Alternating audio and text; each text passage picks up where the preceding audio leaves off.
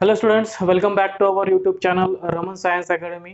आपण आतापर्यंत gravitation series मधले 4 लेक्चर कंटिन्यू केले होते आणि आज आपण सुरुवात करणार आहोत ग्रॅव्हिटेशन सिरीजच्या 5th लेक्चरला. ठीक आहे. तर आज आपण जे टॉपिक स्टडी करणार आहोत ते आहे युनिफॉर्म सर्क्युलर मोशन आणि इनव्हर्स स्क्वेअर लॉ. ठीक आहे. यापैकी सर्क्युलर मोशन काय आहे हे तुम्ही ऑलरेडी बघितलेलं आहेच. त्यामध्ये फक्त एक एक्स्ट्रा टॉपिक ऍड करायचा, तो म्हणजे युनिफॉर्म सर्क्युलर मोशन. आणि युनिफॉर्म सर्क्युलर मोशनच्या झाल्यानंतर म्हणजे बघितल्यानंतर आपण बघणार आहोत इनव्हर्स स्क्वेअर लॉ. ठीक आहे. तर हे दोन टॉपिक आज आपल्याला स्टडी करायचे आहेत. ओके. तर ग्रॅव्हिटेशन सिरीजच्या 4th लेक्चरमध्ये आपण बघितलं होतं न्यूटन्स लॉ ऑफ ग्रॅव्हिटेशन. आणि न्यूटन्स लॉ ऑफ ग्रॅव्हिटेशन मध्ये बघितलं की कोणतेही दोन ऑब्जेक्ट हे एकमेकांना कंटिन्युअसली अट्रॅक्ट करत असतात आणि तो जो फोर्स आहे तो फोर्स आला होता F is equal to G m1 m2 upon r चा स्क्वेअर. ठीक आहे. नंतर मग याच्यामध्ये आपण काही स्पेशल केसेस पाहिल्या होत्या. ठीक आहे. ओके. तर चला या ठिकाणी बघा, न्यूटन्सच्या जेव्हा न्यूटन्स लॉचं आपण स्टेटमेंट बघितलं होतं. ठीक आहे, जस्ट मिनिट, शाई थोडी बाहेर जाते, एक मिनिट फक्त.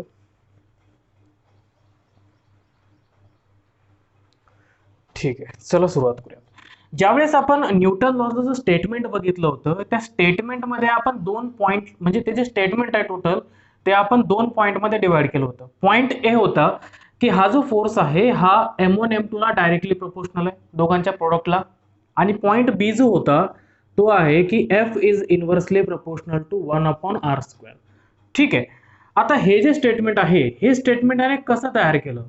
ठीक आहे. बघा या ठिकाणी the force of gravitation between two object is inversely proportional to square of the distance between two object. ठीक आहे. हा होता न्यूटनच्या म्हणजे स्टेटमेंट मधलं बी नंबरचं स्टेटमेंट जे आपण आता ग्रॅव्हिटेशन 4 मध्ये पाहिलेलं होतं. ठीक आहे, 4थ्या लेक्चर मध्ये. ओके. ज्यांनी 4थं लेक्चर बघितलं नसेल अजूनपर्यंत त्यांनी एकदा 4थं लेक्चर बघून घ्या, त्याच्यानंतर मग आजचं लेक्चर तुम्हाला इझिली क्लिअरिफाय होईल. ठीक आहे. तर हा जो आहे F is inversely proportional to 1 by म्हणजे किंवा F is inversely proportional to r square किंवा gravitational force is proportional to 1 upon r square, याला आपण इनव्हर्स स्क्वेअर लॉ म्हणत असतो. ठीक आहे. मग हा इनव्हर्स स्क्वेअर लॉ त्याने कसा तयार केला किंवा केपलर्स लॉचा हेल्प करून त्याने इनव्हर्स स्क्वेअर लॉ कसा पुट फोर्थ केला हे आज आपल्याला या ठिकाणी बघायचं आहे. तर ठीक आहे, चला सुरुवात करूयात आजच्या लेक्चरला. आणि आजच्या लेक्चरमध्ये सगळ्यात अगोदर बघूयात आपण युनिफॉर्म सर्क्युलर मोशन. ठीक आहे, युनिफॉर्म सर्क्युलर मोशन. चला हेडिंग देऊन ठेवा सगळ्यांनी, uniform circular motion.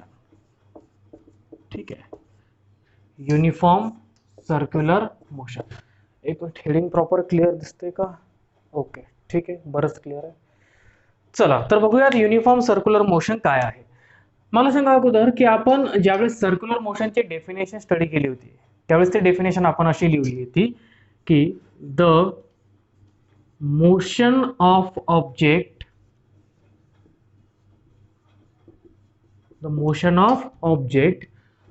along the circumference of circle, ठीक है, is known as circular motion.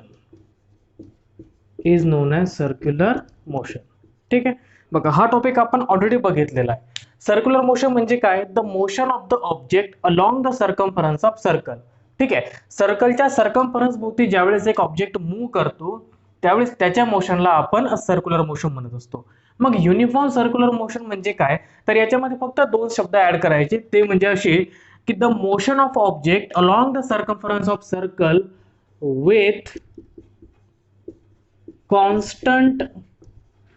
with constant speed. Okay, then okay बघा, the motion of object along the circumference of circle with constant speed is known as uniform circular motion. ठीक आहे. Circular मोशनच्या definition मध्ये फक्त आपण दोन शब्द add केले, with constant speed. ठीक आहे. आता बघा पूर्ण डेफिनेशन काय झाली युनिफॉर्म सर्क्युलर मोशनची. The motion of object along the circumference of circle with constant speed is known as uniform circular motion. बघा हा एक ऑब्जेक्ट आहे आणि सपोज आपण एक ऑब्जेक्ट कन्सिडर केला. ओके, आणि हा जो ऑब्जेक्ट आहे या ठिकाणी, ओके चला एक काम करा, सर्कलची रेडियस कन्सिडर करा आर, सर्कलचं सेंटर आपण ओ कन्सिडर करू आणि आपला ऑब्जेक्ट सध्या ए पॉइंटवर आहे. ठीक आहे, आता हा जो ऑब्जेक्ट आहे, हा ऑब्जेक्ट या सर्कलच्या सर्कम्फरन्स भोवती सर्क्युलर मोशन करू लागला. ठीक आहे, फक्त फरक एवढाच आहे की या ठिकाणी या ऑब्जेक्टचा स्पीड हा through out the motion constant आहे. ठीक आहे, पॉइंट लक्षात ठेवा, युनिफॉर्म सर्क्युलर मोशन मध्ये पार्टिकलचा जो स्पीड आहे हा स्पीड कसा असतो, तर हा ऑलवेज कॉन्स्टंट असतो. कॉन्स्टंट स्पीड म्हणजे स्पीड वाढणार पण नाही, स्पीड कमी पण होणार नाही. ओके, जर तुम्ही इनिशियली अज्युम केलं की याचा स्पीड आहे 5 मीटर पर सेकंद, तर थ्रू आउट द मोशन संपेपर्यंत याचा स्पीड 5 मीटर पर सेकंदच राहील, हा स्पीड चेंज होणार नाही. ठीक आहे, मग आता जर याचा स्पीड चेंज होणार नसेल तर या पॉइंटवर वापस यायला त्याला फिक्स टाइम लागेल. ओके बरोबर, सपोज की ए पासून निघून पुन्हा ए पर्यंत वापस येण्यासाठी याला जवळपास सपोज 10 सेकंदचा वेळ लागला. ठीक आहे, ए पासून निघून पुन्हा ए पर्यंत येण्यासाठी याला किती सेकंदाचा वेळ लागला, 10 सेकंदाचा वेळ लागलेला आहे. तर जर याचा स्पीड कॉन्स्टंट असेल, ठीक आहे पॉइंट लक्षात ठेवा, जर या पार्टिकलचा स्पीड कॉन्स्टंट असेल तर पुन्हा या पोझिशनवर येण्यासाठी त्याला 10 सेकंदचाच वेळ लागेल. ठीक आहे, पुन्हा वापस येण्यासाठी 10 सेकंदचा वेळ, म्हणजे पहिल्या रोटेशनसाठी याला 10 सेकंद लागले. स्पीड कॉन्स्टंट असेल तर दुसऱ्या रोटेशनसाठी पण 10 सेकंदच लागेल, तिसऱ्या रोटेशनसाठी पण 10 सेकंदच लागेल, चौथ्या रोटेशनसाठी पण 10 सेकंदच लागेल. ठीक आहे, याचा अर्थ की ही जी युनिफॉर्म सर्क्युलर मोशन आहे ही मोशन आहे पिरियॉडिक मोशन. ठीक आहे, कशी मोशन आहे ही आहे पिरियॉडिक मोशन. आता पिरियॉडिक मोशन काय असते, तर बघा ज्या मोशनला कंप्लीट होण्यासाठी फिक्स इंटरव्हल ऑफ टाइम लागतो, ओके त्या मोशनला आपण पिरियॉडिक मोशन म्हणत असतो. मग जर तुम्ही या ठिकाणी बघितलं तर या युनिफॉर्म सर्क्युलर मोशनला एक किंवा या पार्टिकलला एक राऊंड कंप्लीट करण्यासाठी किती वेळ लागतोय, 10 सेकंदाचा वेळ लागतोय. दुसऱ्या राऊंड साठी पण 10 सेकंदाचा वेळ लागतो, तिसऱ्या राऊंड साठी पण 10 सेकंदाचा वेळ लागतोय. तर या मोशनला आपण काय म्हणू शकतो, याला आपण पिरियॉडिक मोशन म्हणू शकतो. सो दुसरा इंपॉर्टंट पॉइंट या ठिकाणी लक्षात ठेवा की युनिफॉर्म सर्क्युलर मोशन ही पिरियॉडिक मोशन आहे. ठीक आहे, 2 पॉइंट क्लिअर झाले. युनिफॉर्म सर्क्युलर मोशन मध्ये पार्टिकलचा स्पीड कॉन्स्टंट राहतो, पार्टिकलचा स्पीड चेंज होणार नाही. आणि दुसरा महत्त्वाचा पॉइंट की युनिफॉर्म सर्क्युलर मोशन ही पिरियॉडिक मोशन असते. ठीक आहे, ओके या ठिकाणी लिहून देतो मी, नोट करून ठेवा तुम्ही पण की uniform circular motion is a periodic motion. ठीक आहे, uniform circular motion is a periodic motion, ही एक पिरियॉडिक मोशन आहे. ठीक आहे, ओके लक्षात राहील ना. पिरियॉडिक मोशन म्हणजे काय, तर बघा त्या पार्टिकल, पुन्हा समजून घ्या एकदा पिरियॉडिक मोशन काय तर. ठीक आहे, आता बघ एक सर्कल कन्सिडर केलं, सर्कलची रेडियस आर, सर्कलचं सेंटर ओ आणि आपला पार्टिकल सध्या ए पॉइंटवर आहे. ठीक आहे, मग बघा आता ए पॉइंटवर निघून त्याला पुन्हा ए पॉइंटवर येण्यासाठी सपोज कॅपिटल टी एवढा वेळ लागला. आता आपण याला टी इंडिकेट करूयात. ठीक आहे, ए पासून निघून पुन्हा ए पर्यंत येण्यासाठी याला किती वेळ लागला, तर कॅपिटल टी एवढा वेळ त्याला लागलेला आहे. ठीक आहे, मग पुन्हा ए पासून निघून वापस येण्यासाठी जर त्याला टी एवढाच वेळ लागत असेल तर ती मोशन पिरियॉडिक मोशन असेल. ठीक आहे, ओके चला या ठिकाणी टी ची एक फिक्स व्हॅल्यू अज्युम करूयात. आपण अगोदर 10 कन्सिडर केली होती, यावेळेस पण 10च कन्सिडर करूयात. समजा आता ए पासून निघून याला पुन्हा ए वर येण्यासाठी 10 सेकंद लागले. ठीक आहे, मग तो ए वर आला. आता पुन्हा ए पासून निघून ए वर येण्यासाठी त्याला जर 10 सेकंदाचाच वेळ लागत असेल तर ही मोशन पिरियॉडिक मोशन आहे. आणि पिरियॉडिक मोशन केव्हा पॉसिबल आहे, सर्क्युलर मोशन मध्ये जर त्याचा स्पीड कॉन्स्टंट असेल तरच. ठीक आहे, जर पार्टिकलचा स्पीड कंटिन्युअसली चेंज होत गेला तर त्याला एक राऊंड कंप्लीट करण्यासाठी 10 सेकंद लागेल असं काही कंपल्सरी नाहीये. ठीक आहे, बट जर याचा स्पीड कॉन्स्टंट असेल तर या ठिकाणी पुन्हा ए वर वापस येण्यासाठी त्याला 10 सेकंदाचाच वेळ लागेल. ठीक आहे, मग पिरियॉडिक मोशनसाठी एक गोष्ट लक्षात ठेवा की या ठिकाणी याचा स्पीड कसा असला पाहिजे, कॉन्स्टंट असला पाहिजे. मग अशी सर्क्युलर मोशन ज्याच्यामध्ये पार्टिकलचा स्पीड कॉन्स्टंट राहील त्या सर्क्युलर मोशनला आपण काय म्हणत असतो, युनिफॉर्म सर्क्युलर मोशन. ठीक आहे, ओके एवढंच आहे युनिफॉर्म सर्क्युलर मोशन मध्ये, जास्त काही नाही. ठीक आहे. चला आता एक पॉइंट अगोदर मी तुम्हाला सांगितलेला होता की सर्क्युलर मोशनसाठी एक फोर्स आवश्यक असतो आपल्याला. ठीक आहे, तो फोर्स कोणता आहे? सर्क्युलर मोशनसाठी एक फोर्स आवश्यक आहे आणि तो जो फोर्स आहे त्या फोर्सला आपण काय म्हणत असतो? तर त्या फोर्सला आपण म्हणत असतो gravitational force. Sorry, wrong.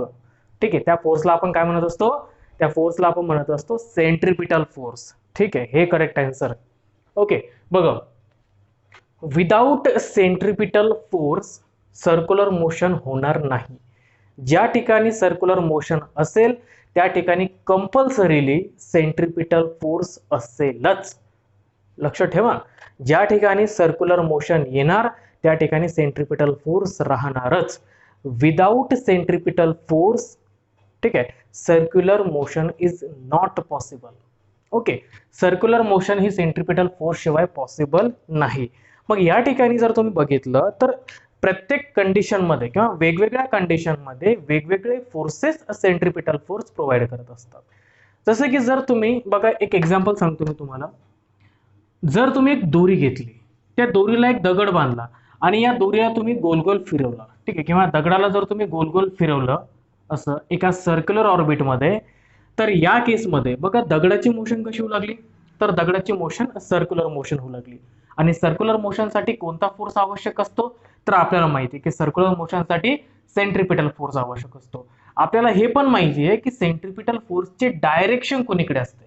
So we all know that की direction of centripetal force is towards the centre of the circle. ठीक आहे, आता या केसमध्ये बघा, या केसमध्ये की ज्या ठिकाणी आपण दगडाला एक दोरी बांधली आणि तो दगड आपण गोल गोल फिरवतोय, या केसमध्ये सेंट्रिपिटल फोर्स प्रोव्हाइड करण्याचं काम हे दोरीमधल्या टेन्शनचं असतं. ठीक आहे, लक्षात राहील. बघा, when stone tied to string, ज्यावेळेस आपण दोरीला एक दगड बांधतो and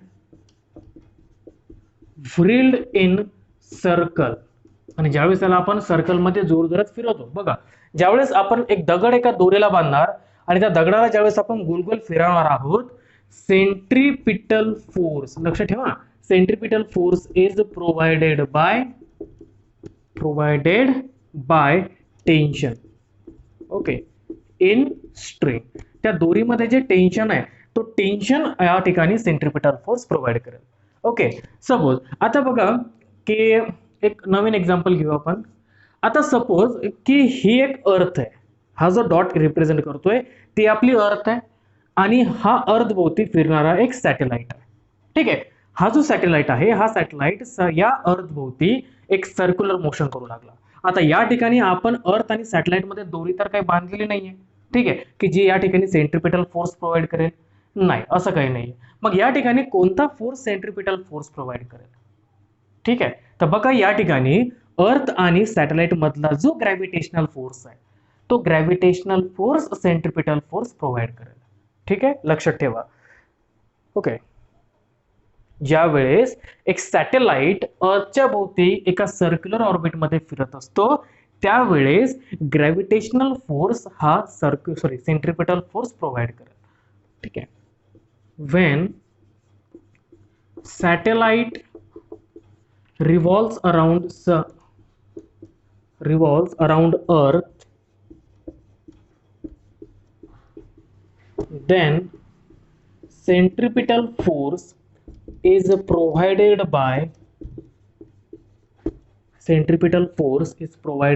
कोणता फोर्स प्रोव्हाइड करेल? that is gravitational force. ठीक आहे, ओके, लक्षात ठेवा. प्रत्येक वेगवेगळ्या केसमध्ये वेगवेगळा फोर्स सेंट्रिपिटल फोर्सला प्रोव्हाइड करत असतो. ठीक आहे, जसं की आपण बघितलं की जर आपण एक दगड दोरीला बांधला आणि दोरी जर आपण गोल फिरवली त्या ठिकाणी सेंट्रिपिटल फोर्स कोण प्रोव्हाइड करणार आहे? तर त्या दोरीमधलं टेन्शन. ज्यावेळेस एक सॅटेलाइट अर्थच्या भोवती सर्क्युलर ऑर्बिटमध्ये फिरत असतो त्यावेळेस सेंट्रिपिटल फोर्स कोण प्रोव्हाइड करेल? तर अर्थ आणि त्या सॅटेलाइट मधला ग्रॅव्हिटेशनल फोर्स. ठीक आहे, सो अशा वेगवेगळ्या केसमध्ये वेगवेगळे फोर्सेस सेंट्रिपिटल फोर्स प्रोव्हाइड करत असतात. अजून एक एक्झाम्पल जर सांगायचं झालं तर बघा, आपल्याला माहिती आहे की इलेक्ट्रॉन न्यूक्लियसच्या भोवती एका सर्क्युलर ऑर्बिटमध्ये फिरत असतात. ठीक आहे, तुम्हाला सगळ्यांना माहितीच असेल की न्यूक्लियसमध्ये प्रोटॉन इलेक्ट्रॉन असतो आणि न्यूक्लियसच्या बाहेर सर्क्युलर ऑर्बिटमध्ये इलेक्ट्रॉन्स हे फिरत असतात. ठीक आहे, मग त्या ठिकाणी त्या इलेक्ट्रॉनच्या सर्क्युलर मोशनसाठी जो सेंट्रिपिटल फोर्स आवश्यक आहे तो कोण देणार आहे, तर तो प्रोव्हाइड करेल न्यूक्लिअर फोर्स. ठीक आहे, ओके. सो अशा वेगवेगळ्या केसेसमध्ये वेगवेगळे फोर्सेस सेंट्रिपिटल फोर्सला प्रोव्हाइड करत असतात. ओके, चला तर आता सुरू करूयात इनव्हर्स स्क्वेअर लॉ. ठीक आहे, तर हा एक पॉइंट अजून, लास्ट लेक्चरमध्ये आपण सेंट्रिपिटल फोर्सचा फॉर्म्युला पण पाहिला होता आणि तो फॉर्म्युला होता F is equals to mv square by r, where m म्हणजे mass of the object, v म्हणजे त्या ऑब्जेक्टची वेलॉसिटी आणि r म्हणजे त्या सर्कलची रेडियस असते. ठीक आहे, ओके. चला मग आता इनव्हर्स स्क्वेअर लॉ काय आहे आणि न्यूटनने केपलरचा नियम वापरून इनव्हर्स स्क्वेअर लॉ कसा प्रूव्ह केला ते देखील आपण या ठिकाणी आता बघणार आहोत.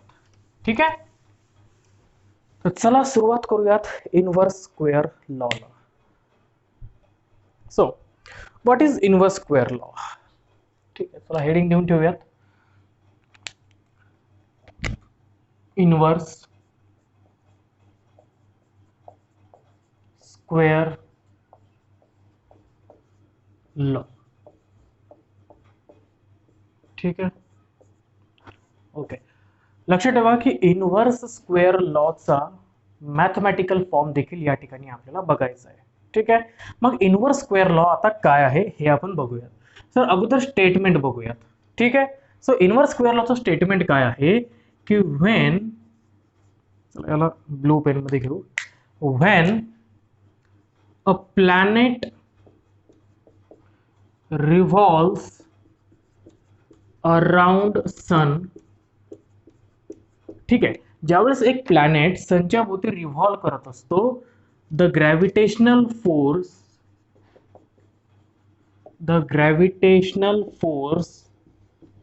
ओके इज इनव्हर्सली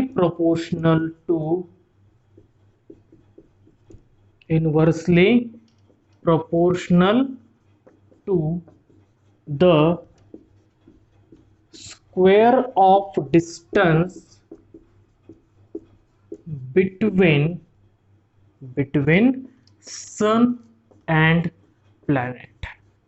ठीक आहे, लक्षात घ्या की ज्या वेळेस एक प्लॅनेट हा सन भोवती रिव्हॉल्व करत असतो, ज्यावेळेस एक प्लॅनेट सूर्याभोवती फिरत असतो, मग ती सर्क्युलर मोशन असो की इलिप्टिकल मोशन असो, ज्यावेळेस तो ती मोशन करत असतो त्यावेळेस त्या दोघांमधला जो ग्रॅव्हिटेशनल फोर्स आहे, हा ग्रॅव्हिटेशनल फोर्स, ठीक आहे, this gravitational force is inversely proportional to square of distance between the sun and the planet. ठीक आहे, आता चला एक काम करा, थोड्या वेळासाठी अझ्युम करा या ठिकाणी.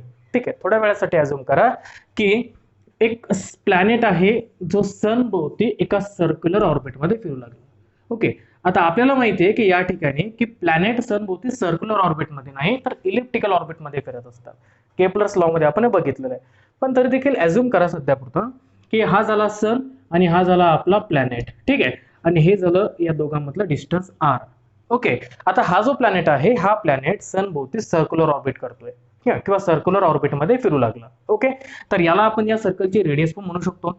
मग या ठिकाणी याच्या सर्क्युलर मोशनसाठी कोणता फोर्स आवश्यक असणार आहे, तर सेंट्रिपिटल फोर्स आवश्यक असणार आहे. आणि हा सेंट्रिपिटल फोर्स या ठिकाणी कोण प्रोव्हाइड करेल, तर सन आणि प्लॅनेट मधला ग्रॅव्हिटेशनल फोर्स. मग न्यूटनचं म्हणणं काय होतं की ज्यावेळेस एक प्लॅनेट हा सन भोवती फिरत असतो त्यावेळेस या दोघांमधला जो ग्रॅव्हिटेशनल फोर्स आहे, हा ग्रॅव्हिटेशनल फोर्स या दोघांमधल्या डिस्टन्सच्या स्क्वेअरला इनव्हर्सली प्रोपोर्शनल असतो. And this is known as inverse square law. याचं स्टेटमेंट आहे. ठीक आहे, हा झाला इनव्हर्स स्क्वेअर लॉचा मॅथमॅटिकल फॉर्म. मॅथमॅटिकल फॉर्म काय झाला त्याचा की F is inversely proportional to 1/r². ठीक आहे, ओके, इथपर्यंत काही अडचण आहे का इनव्हर्स स्क्वेअर लॉ मध्ये? आता हाच इनव्हर्स स्क्वेअर लॉ आपल्याला या ठिकाणी प्रूव्ह करायचा आहे with the help of Kepler's law. ठीक आहे, न्यूटनने हा जो इनव्हर्स लॉ सांगितलेला आहे, हा इनव्हर्स लॉ त्याने केपलर्स लॉचा वापर करूनच सांगितलेला आहे. ठीक आहे, या ठिकाणी लक्षात ठेवा की ग्रॅव्हिटेशनल फोर्स हा कोणता फोर्स प्रोव्हाइड करणार आहे, तर सेंट्रिपिटल फोर्स प्रोव्हाइड करणार आहे. ठीक आहे, gravitational force is going to provide the centripetal force in this case. चला तर आता डिटेल मध्ये स्टडी करूयात आणि हे प्रूव्ह करायचं आहे आपल्याला inverse square law. Okay, so let us start. तर आता मग एक काम करूयात, आपण एक प्लॅनेट कन्सिडर करू. ठीक आहे, ज्या प्लॅनेटचं मास आहे m. ठीक आहे, त्यानंतर तो प्लॅनेट आपल्या सन पासून आहे r अंतरावर. ठीक आहे, so consider a planet. Okay, consider a planet revolving around the sun in elliptical orbit. आपण एक इलिप्टिकल नाही, या ठिकाणी आपण सर्क्युलर ऑर्बिट कन्सिडर करणार आहोत. In circular orbit. In circular orbit. ठीक आहे, consider a planet revolving around the sun in a circular orbit. एक प्लॅनेट आपण कन्सिडर केला. ठीक आहे, आणि या प्लॅनेट, हा जो प्लॅनेट आहे, हा प्लॅनेट सन भोवती एका सर्क्युलर ऑर्बिट मध्ये फिरू लागला. ठीक आहे, let m be the mass of planet. ठीक आहे, m आपण काय कन्सिडर केलं, तर m ला आपण कन्सिडर केलं त्या प्लॅनेटचं मास. r be the radius of the circular path. r ला आपण या सर्क्युलर पाथची रेडियस कन्सिडर करूयात. ठीक आहे, and v be the velocity of the planet. याला वेलोसिटी म्हणा किंवा स्पीड म्हणा, v be the velocity of the planet. ठीक आहे, मग आपल्याला माहिती आहे की सर्क्युलर मोशन साठी कोणता फोर्स आवश्यक असतो, तर सेंट्रिपिटल फोर्स आवश्यक असतो. आणि हा सेंट्रिपिटल फोर्स या ऑब्जेक्टवर लागणार आहे. ठीक आहे, कोणत्या ऑब्जेक्टवर लागेल, तर या प्लॅनेटवर सेंट्रिपिटल फोर्स लागणार आहे. आणि कोण सेंट्रिपिटल फोर्स लावेल, तर हा सन सेंट्रिपिटल फोर्स लावेल, त्याची डायरेक्शन असेल टुवर्ड्स द सन. ठीक आहे, मग आता बघा, द सेंट्रिपिटल फोर्स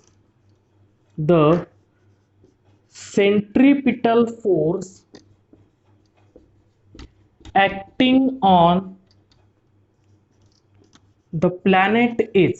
ठीक आहे, त्या प्लॅनेटवर जो सेंट्रिपिटल फोर्स लागेल, तो सेंट्रिपिटल फोर्स या केस मध्ये किती असणार आहे, तर बघा, centripetal force is equal to mv² by r. ठीक आहे, ओके, याला आपण सध्या इक्वेशन नंबर 1 नाव देऊयात. ठीक आहे, लक्षात राहील ना, f is equal to mv² by r. आणि हा सेंट्रिपिटल फोर्स या केस मध्ये कोण प्रोव्हाइड करणार आहे, तर ग्रॅव्हिटेशनल फोर्स. हे स्टेटमेंट मात्र लक्षात ठेवा. ठीक आहे, वाटलं तर मी या ठिकाणी कुठतरी लिहून देणार तुम्हाला. Okay, this centripetal force is provided by gravitational force. ठीक आहे, हा जो सेंट्रिपिटल फोर्स आहे, हा या ठिकाणी कोणता फोर्स प्रोव्हाइड करू लागला, तर हा प्रोव्हाइड करणार आहे ग्रॅव्हिटेशनल फोर्स. इथपर्यंत काही अडचण आहे का, नाही. तर पुन्हा एकदा बघा, आपण एक प्लॅनेट कन्सिडर केला आणि हा जो प्लॅनेट आहे, हा प्लॅनेट सन भोवती एका सर्क्युलर ऑर्बिट मध्ये फिरू लागलो. या सर्क्युलर ऑर्बिटची रेडियस आपण कन्सिडर केली r. ठीक आहे, आता या प्लॅनेटचं मास आपण कन्सिडर केलं m, सर्कलची रेडियस r आहे, आणि हा जो प्लॅनेट आहे, या प्लॅनेटची वेलोसिटी आपण कन्सिडर केली v. ठीक आहे, मग या प्लॅनेटवर जो सेंट्रिपिटल फोर्स लागणार आहे, ठीक आहे, बघा, सर्क्युलर मोशन साठी सेंट्रिपिटल फोर्स आवश्यक असतो, आणि सेंट्रिपिटल फोर्स हा ऑलवेज एका ऑब्जेक्टवर लागत असतो. या ठिकाणी ऑब्जेक्ट कोण आहे, तर कोण सर्क्युलर मोशन करू लागलं, तर प्लॅनेट सर्क्युलर मोशन करू लागला. मग सेंट्रिपिटल फोर्स देखील कुणावर लागणार आहे, तर या प्लॅनेटवर लागणार आहे. मग किती सेंट्रिपिटल फोर्स लागेल, तर फॉर्म्युला काय आहे त्याचा, mv²/r. आणि हा जो सेंट्रिपिटल फोर्स आहे, हा ऍक्च्युअल मध्ये कोण लावणार या ठिकाणी, तर ग्रॅव्हिटेशनल फोर्स. इथपर्यंत काय अडचण आहे का, नाही. चला समोर बघूया. ठीक, आता नेक्स्ट पॉइंट.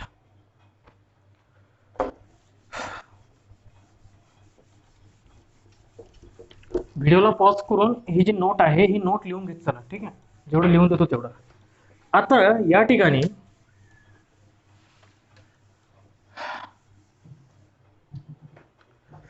आता बघा, हे आपण युनिफॉर्म सर्क्युलर मोशन कन्सिडर करूयात. ठीक आहे, की प्लॅनेटची मोशन युनिफॉर्म सर्क्युलर मोशन आहे. ठीक आहे, ओके, एक मिनिट, जस्ट अ मिनिट. ठीक आहे, या प्लॅनेटची मोशन कशी आहे, तर ही प्लॅनेटची मोशन आहे युनिफॉर्म सर्क्युलर मोशन. चला एक काम करूयात, आपण असं ऍझ्युम करूयात की या प्लॅनेटला सन भोवती एक राऊंड कंप्लीट करण्यासाठी कॅपिटल T एवढा टाइम लागेल, ज्यालाच आपण टाइम पिरियड कन्सिडर करत असतो. ठीक आहे, चला बघा, आता late v be the speed of planet. ठीक है, v be the speed of planet and the distance covered by planet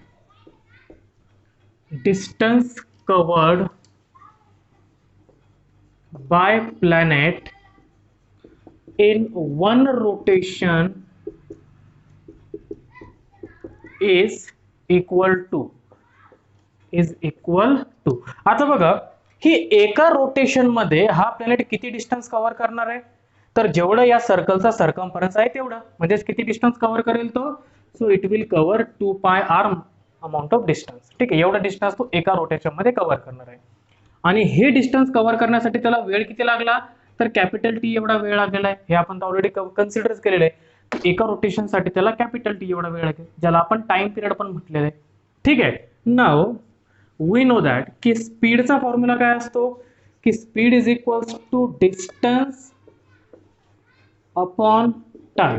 ठीक आहे, वी नो दॅट की speed is equal to distance upon time. तर या ठिकाणी आपण स्पीड किती कन्सिडर केला याचा, तर आपण स्पीड कन्सिडर केलाय v. डिस्टन्स किती कव्हर केले त्याने, तर 2πr एवढं डिस्टन्स कव्हर केलेलं आहे. आणि याच्यासाठी त्याला टाइम किती लागलाय, तर टाइम लागला कॅपिटल टी एवढा. ठीक आहे, याला सध्या आपण नाव देऊयात इक्वेशन नंबर 2. ठीक आहे, आतापर्यंत आपण दोन इक्वेशन बघितले, इक्वेशन 1 आणि इक्वेशन. ठीक आहे, आता एक काम करा, ही जी व्हॅल्यू आहे v ची 2πr अपॉन टी, ही व्हॅल्यू आपल्याला इक्वेशन 1 मध्ये ठेवायची आहे. ठीक आहे, so putting equation 2 in equation 1. Equation 2 ला आपण इक्वेशन 1 मध्ये पुटअप करूयात. चला एक काम करतो, मी आता हे सगळं पुसून टाकतो या ठिकाणी. ठीक आहे,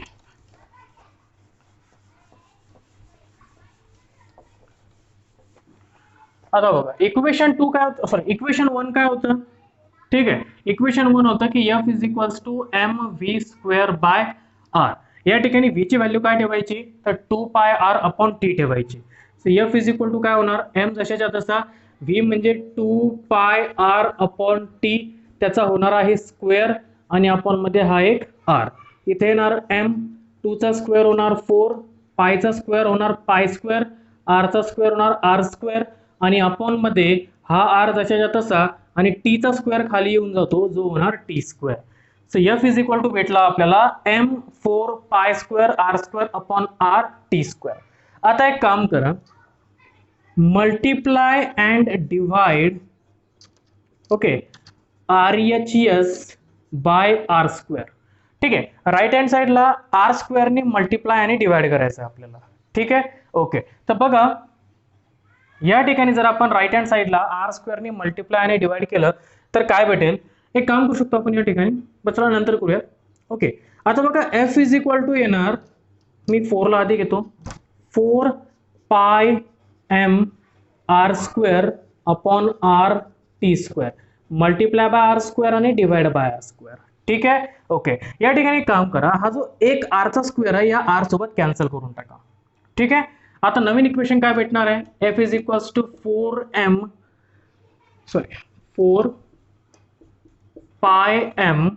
त्यानंतर r इंटू r स्क्वेअर होऊन जाणार या ठिकाणी r क्यूब, आणि अपॉन मध्ये येणार r स्क्वेअर टी. ठीक आहे, ओके, टी स्क्वेअर आहे हा.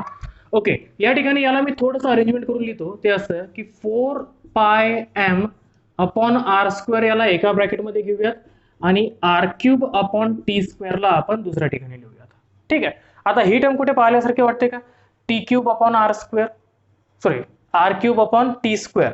ठीक आहे, तर आपण बघितलं होतं केप्लर्स थर्ड लॉ मध्ये, युजिंग केप्लर्स थर्ड लॉ. ठीक आहे, केप्लर्स थर्ड लॉ काय सांगितलं होतं आपल्याला, तर बघा की T square upon r cube is equal to constant k आहे, हे आपण पाहिलं होतं. ठीक आहे, मग याचं जर आपण रेसिप्रोकल केला, म्हणजे रेसिप्रोकल म्हणजे काय, तर डिनोमिनेटर न्यूमरेटर मध्ये आणायचा आणि न्यूमरेटर डिनोमिनेटर मध्ये न्यायचा. जर आपण याचा रेसिप्रोकल केला तर इकडे येणार r cube upon T square is equal to हा k जाणार डिनोमिनेटर मध्ये. ठीक आहे, म्हणजे r क्यूब अपॉन टी स्क्वेअरला आपण काय ठेवू शकतो, तर आपण 1 अपॉन k ठेवू शकतो. मग या इक्वेशन मध्ये बघा r क्यूब अपॉन टी स्क्वेअरला आपण 1 अपॉन k ठेवू शकतो, तर चला ठेवून देऊयात. इथे येणार f is equals to 4πm upon R square into 1/k. ठीक आहे, एक काम करा, पुन्हा थोडीशी अरेंजमेंट करायची आपल्याला. F is equals to 4πm/k हे आपण एका ब्रॅकेटमध्ये घेऊयात आणि 1/r² ला आपण दुसऱ्या ठिकाणी लिहूयात. ठीक आहे, आता या इक्वेशन मध्ये बघा, इथे 4 कॉन्स्टंट आहे, पाय पण कॉन्स्टंट आहे, प्लॅनेटचा मास पण कॉन्स्टंट आहे आणि के तर ऑलरेडी कॉन्स्टंटच होता.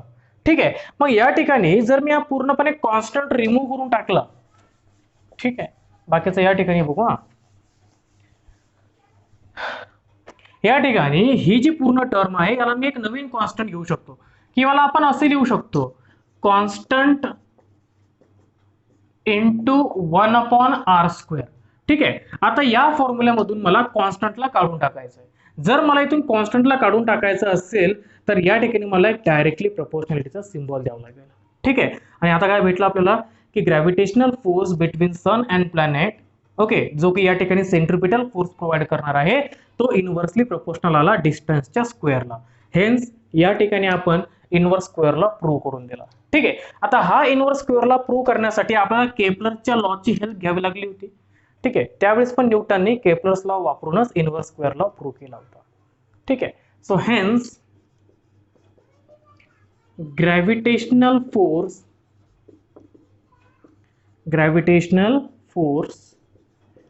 between sun and planet is inversely proportional to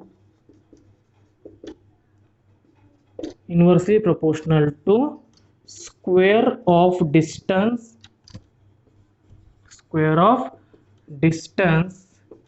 between them, is inversely proportional to square of distance between them. ठीक आहे, सो अशा प्रकारे आपण या ठिकाणी इनव्हर्स स्क्वेअर लॉ हा प्रूव्ह केलेला आहे. ठीक आहे, आता इनव्हर्स स्क्वेअर लॉ प्रूव्ह केल्याच्या नंतर तुमच्या मनात एक डाऊट आला असेल की हा कॅपिटल टी म्हणजे एक्झॅक्टली काय. ठीक आहे, तर चला कॅपिटल टी ला आपण टाइम पिरियड म्हणत असतो. ठीक आहे, तो मला थोडक्यात एकदा मी टाइम पिरियडची डेफिनेशन लिहून देतो. ठीक आहे, ओके, इथपर्यंत काही डाऊट नसेलच आय होप, किंवा जर आला डाऊट तर कमेंट सेक्शन मध्ये मेन्शन करा, म्हणजे नेक्स्ट लेक्चर अपलोड करण्यामध्ये म्हणजे जेव्हा मी नेक्स्ट लेक्चर रेकॉर्ड करेल त्यावेळेस तुमचा तो डाऊट मी क्लिअर करून सांगेल. ठीक आहे, ओके, चला आता लक्ष द्या या ठिकाणी. ओके, की कॅपिटल टी म्हणजे काय, तर बघा कॅपिटल टी ला आपण कन्सिडर केलं होतं टाइम पिरियड. ओके, आणि टाइम पिरियड म्हणजेच काय असतो, तर बघा डेफिनेशन एकदम सिंपल आहे. The time taken by a particle to complete one rotation is known as time period. ठीक आहे, पार्टिकलला एक कंप्लीट रोटेशन कंप्लीट करण्यासाठी जो वेळ लागत असतो त्या वेळेला आपण टाइम पिरियड म्हणत असतो. मग ते युनिफॉर्म सर्क्युलर मोशन असतो किंवा कोणतीही मोशन असतो, त्याला एक रोटेशन कंप्लीट करण्यासाठी जो वेळ लागत असतो त्या वेळेला आपण टाइम पिरियड म्हणत असतो. आणि टाइम पिरियडचा सिम्बॉल आहे कॅपिटल टी. ठीक आहे, तर आजच्या लेक्चरमध्ये एवढंच बघूयात आपण. ठीक आहे, जर व्हिडिओ आवडला असेल तर व्हिडिओला लाईक करा, आणि जर तुम्ही चॅनलवर नवीन असाल तर चॅनलला सबस्क्राईब करा. ठीक आहे, थँक्यू.